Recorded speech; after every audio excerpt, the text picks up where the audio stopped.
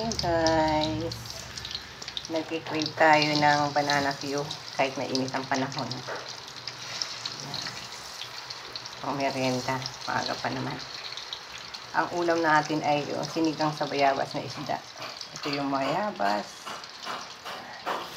Ito yung talbos, sitaw. Ayan, namili ako na naman ng gulay kasi hindi pa pwede ang ating gulay sa ating rooftop garden.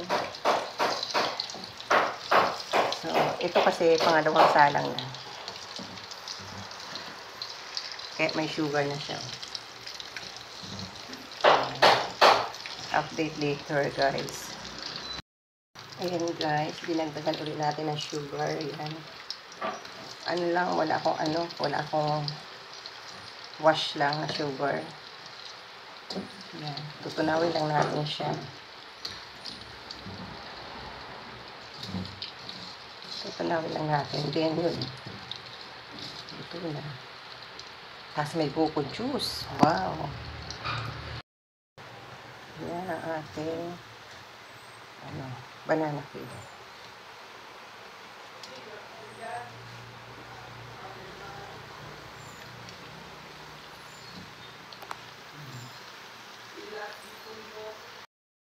Ayan guys, luto na.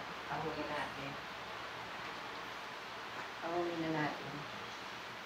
Huwag muna natin patayin yung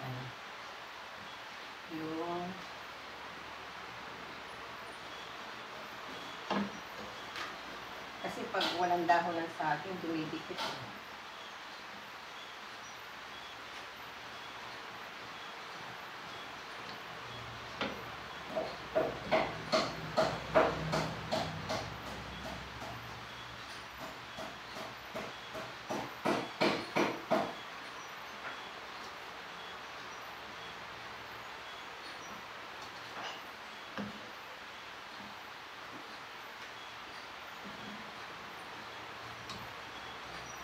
Yan guys. Yan.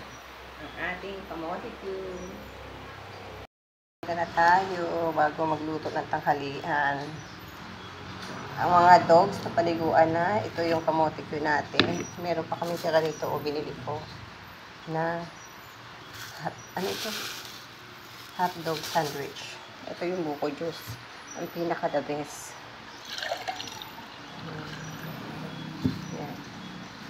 Thank you Lord sa blessing. Ayan guys, kain tayo.